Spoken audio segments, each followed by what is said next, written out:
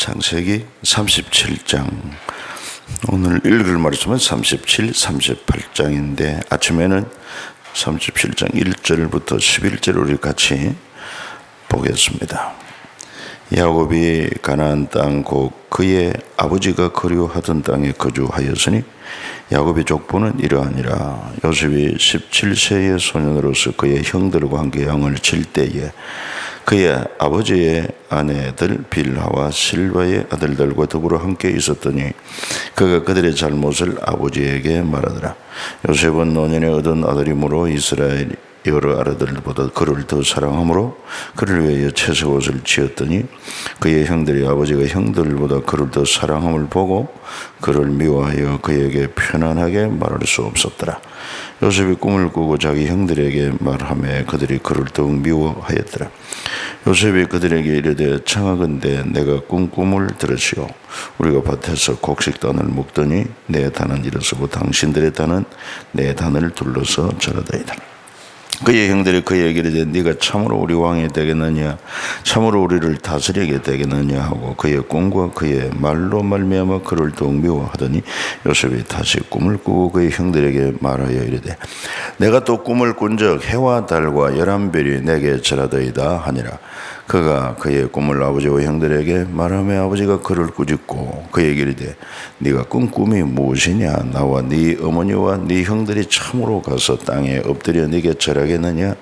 그의 형들은 시기하되 그의 아버지는 그 말을 간직에 두었더라. 아멘.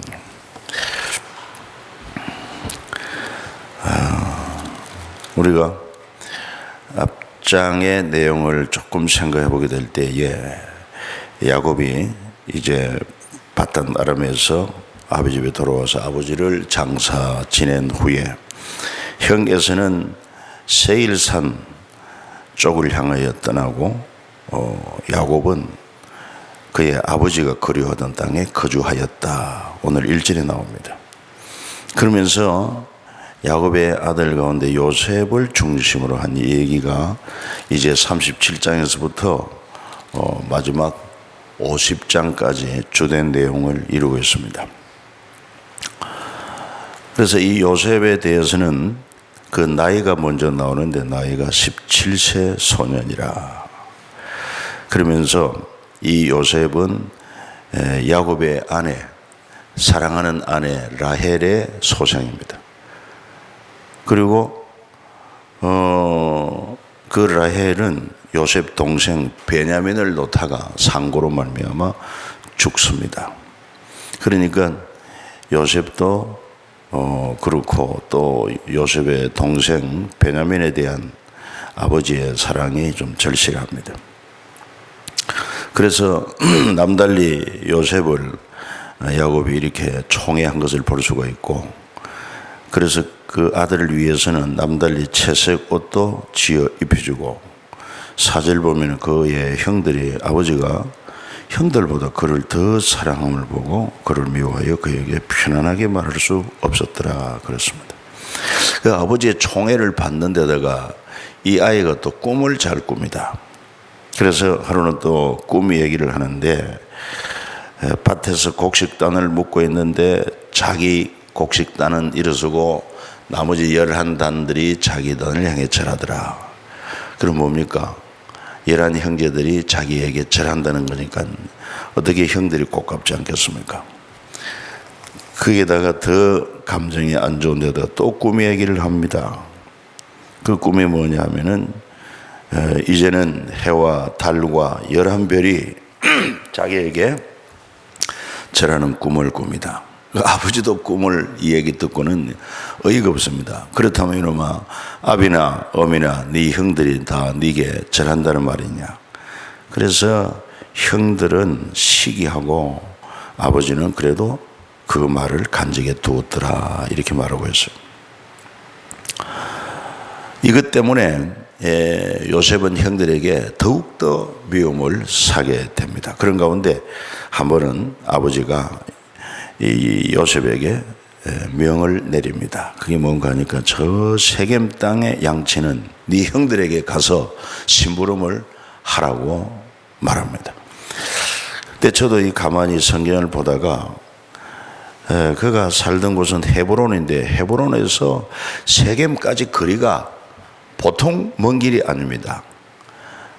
부지런히 사흘길 걸어서 가야 할 만큼 먼 길 험한 길임에도 불구하고 나이도 썩 많지 않는 요셉에게 이런 명령을 주었을 때 요셉은 기꺼이 그리하겠습니다 이렇게 순순히 아버지의 말에 순종하는 것을 볼 수가 있죠. 그래가지고 세겜 땅이라고 했으니까 뭐 평소에 들었던 얘기도 하고 물어서 그 먼 길을 사흘길을 걸어서 갔지만은 만나지 못해서 그 들판에서 방황하다 어떤 사람을 만나가지고 묻게 되니까 형들에 대한 이야기를 들었는데 도단에 갔다는 얘기를 듣습니다. 그러면 세겜에서 도단까지 또 거리가 얼마 되느냐? 거기서 한 24km나 떨어져 있습니다. 이 보통 문제가 아니죠. 그럼에도 불구하고 가까스로 도단에 가서 그 형들을 만나게 되는데 이 뭐 요셉은 형들을 만났으니까 얼마나 기쁘겠습니까마는 형들은 전혀 그게 아닙니다. 저 꿈쟁이가 온다. 우리가 미워하는 요셉이 문집사 이름이 요셉인데 저 요셉이가 온다. 우리가 요셉을 죽이자. 그래가지고 뭐 다 한결같이 요셉에 대한 감정이 안 좋아가지고 죽이자는 것입니다. 그때 장자 루벤이 저는 옷을 벗기고 저 마른 깊은 구덩이에 던져서 죽게 하자. 괜히 우리가 그에게 손을 대어서 죽게 할 필요는 없지 않느냐. 그래가지고 물 없는 깊은 구덩이에 던졌습니다. 그러면 뭐 거기서 나올 수가 없어요. 어떻게 보면은 요셉의 인생은 끝난 것 같습니다. 그런데 마침 그때 르우벤이 아마 양떼를 살피러 갔던지 그 현장에 없을 때 유다가 이런 얘기를 합니다. 저렇게 그냥 덧없이 죽일 이유가 뭐겠느냐. 그래도 우리 형제니까 생명은 살려주되 종으로 팔아버리자. 그때 마침 이제 이집트로 이렇게 상인들이 내려가는 그 카라반들을 만나가지고 그래서 이 사람을 팔겠다. 자기 동생을 팔았는데 은 20에 요셉을 팔게 됩니다. 그래가지고 요셉은 애굽으로 팔려가게 되는 것을 알 수가 있습니다. 그리고는 이제 집으로 돌아가야 되는 때가 왔고 이 요셉 문제가 보통 걱정이 아닙니다. 특히 르우벤이 돌아와서 보니까 그 구덩이에 있으면 나중에 별도로 건져서라도 살려줄 그런 생각을 해드렸는데 아예 그냥 이제는 애굽에 팔아버렸으니까 이게 맞이로서 책임이 너무 큽니다. 그래가지고 또 저들이 남아가지고 의논한 결과 그러면 요셉 옷에다가 염소의 피를 묻혀서 아버지에게 갖다 드리자. 그러면은 사흘길 나흘길 헤매다가 악한 짐승에게 찢겨 죽은 것을 알지 않겠느냐. 이래가지고 그 옷에 짐승의 피를 묻혀서 아비 집에 갖다 줍니다. 이것이 혹시 요셉의 옷이 아닙니까? 이랬더니만 뭐 아버지가 단번에 알아보고 악한 짐승이 내 아들 요셉을 삼켰구나. 그때부터 슬퍼하고 누가 위로해도 위로가 되지 아니하고 울면서 남은 삶을 그렇게 지내게 됩니다. 우리는 여기서 한 가지 기억해 드리겠습니다. 왜 하나님께서 요셉의 꿈을 이야기하고 형제들에게 미움받는 것들을 이야기하고 있을까? 성경은 우리에게 교훈과 책망과 바르게 함과 의로 교육하기 유익하다 했은즉 여기에서도 한 번쯤 깊이 묵상해 볼 필요가 있습니다. 그건 바로 인간적으로 우리 가정에서 자녀들을 키울 때 편애하지 말아야 된다는 거 아주 기본적으로 알 수가 있습니다. 편애를 하게 되면 다른 아이들이 상처를 많이 받을 수밖에 없습니다. 물론 요즘은 우리가 뭐 자녀 하나 둘밖에 안 되니까 편애도 있을 수 없겠습니다만은 또 영적으로 우리에게 주는 귀한 교훈이 있습니다. 요셉은 바로 예수 그리스도의 모형이기도 하다는 것을 알 수 있어요. 뭔 얘기냐면은 요셉은 아버지에게 지극히 총애를 받는 그런 귀한 아이였습니다만은 그러나 자기 형제들에게는 아주 미움받고 버림받는 그런 요셉을 생각을 하면서 우리 주 예수 그리스도가 그렇습니다. 예수 그리스도는 하나님의 아들로서 귀한 분으로 이 땅에 오셨습니다마는 유대인으로 태어나신 그의 형제된 유대인들은 오히려 그를 미워하고 배척하고 십자가에 못 박아 죽게 했던 것을 우리가 한번 생각해 볼 수가 있습니다. 그리고 또 한 가지, 이 요셉의 꿈은 그저 우리가 흔히 밤잠 자다가 꾸는 꿈과는 달리 그에게 비전이라고 하는 것을 알 수가 있습니다. 하나님께서 주신 꿈이겠죠. 그래서 그 아비 야곱도 아들 요셉이 두 번에 걸쳐서 그런 꿈 얘기를 할 때 정말 말이 안 되는 것 같기도 하지만 하나님이 주신 꿈이라면 그 꿈은 무시할 수가 없을 것이다. 그래서 아비는 그 꿈을 마음에 두었더라 그랬습니다. 사랑하는 여러분, 우리도 하나님 안에서 이런 요셉처럼 꿈을 꾸는 사람이 되어야 됩니다. 비전을 가져야 됩니다.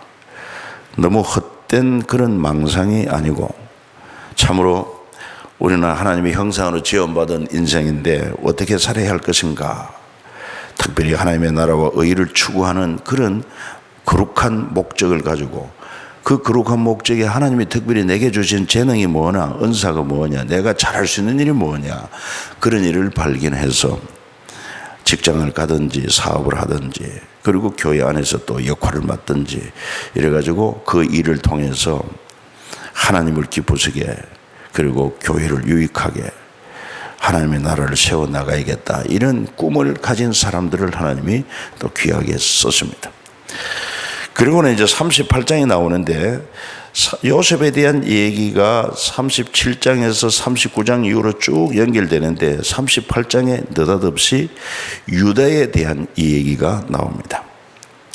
이 유다는 야곱의 넷째 아들입니다. 레아를 통해서 태어난 아들 가운데 장자가 루벤, 그 다음에 또 시몬, 레위, 그리고 유다, 찬송이라는 이름을 가진 유다인데 왜 여기 유다의 얘기가 이렇게 등장하게 될까? 뭐 다른 사람들 여러 가지로 얘기를 합니다만은 성경적으로 딱 볼 때 전체 이제 이 흐름을 우리가 이해를 하면은 왜 느닷없이 38장에 유다의 얘기가 나오는지 하는 것은 어느 정도 알 수가 있습니다. 그게 뭐냐 하면은 바로 동생 요셉을 애굽에 팔아버리는데 결정적인 역할을 한 인물이 유다이기도 할 것입니다. 그 사건 이후로 아버지가 참 삶을 살아도 제대로 인생을 사는 것이 아닙니다. 늘 그 아들을 그리워하고 또 악한 짐승에게 찢긴 걸 그렇게만 생각하기 때문에 늘 슬퍼하고 울고 하는 이런 모습을 보면서 그 마음에 좀 견디기 어려운 그런 아마 괴로움도 있었다고 생각합니다. 그래서 그 아버지 집을 나와서 아둘람 사람 히라와 가까이 지냈다 그랬습니다. 그리고는 거기에서 가나안 사람 수아라는 자의 딸을 만나서 그를 동침함으로 말미암아 뭐 어떻게 보면 정식 결혼이라고도 할 수 없지, 부모에게 알리지도 아니하고 그냥 그래 만나서 자녀를 낳았는데 장자가 에일이고 또 임신하여 차자 오난을 낳고 셋째 셀라를 낳았습니다. 이 아이들이 장성해서 마지 에일이 장가를 들었지만은 그 며느리 이름은 다말인데 그래서 자식이 없이 죽게 됩니다. 여기 보니까 그가 여호와 보시기에 악하다고 그랬습니다. 어떤 악을 행했는지는 모르지만은 그의 죄악 때문에 하나님 보시고 징계하시니까. 그래서 아비 이제 유다가 그 다음에 이제 차자 오난에게 네가 형수에게 들어가서 형의 기업을 잇도록 하라. 그래가지고 잠자리에 들긴 들었습니다만은 가만히 생각하니까 형은 죽고 없는데 내가 이 형수를 지어서 아들을 낳으면 그 형의 자식이 돼가지고 오히려 내 기업이 나누어질 판인데 차라리 그렇지 않으면 모든 소유가 내 것이 되지 않느냐. 그래가지고 그만 아주 고의적으로 씨를 주지를 않습니다. 이것이 또 하나님 보기에 악한 일이 되어가지고 오난도 죽습니다. 그래서 유다가 이제 그 며느리 보고 그러면 이제는 친정으로 가 있으라. 막내 아들 셀라가 장성하면 그를 통해서 기업을 잇게 하리라. 그래가지고 다말은 자기 아비 집에 가 있습니다. 그 후로 12절에 보면은 이제 유다의 아내가 또 죽습니다. 그래서 유다가 위로를 받은 후에 아둘람 사람 히라와 함께 딥나로 자기 양털을 깎기 위해서 올라갑니다. 그런데 이 소식이 이제 그 다말에게 전달이 되었습니다. 시아버지가 양털을 깎기 위해서 딥나로 올라온다. 그러니까 이 다말이 과부의 의복을 벗고 너울로 얼굴을 가리고 창녀로 이렇게 가장을 해가지고 길가에 앉아 있습니다.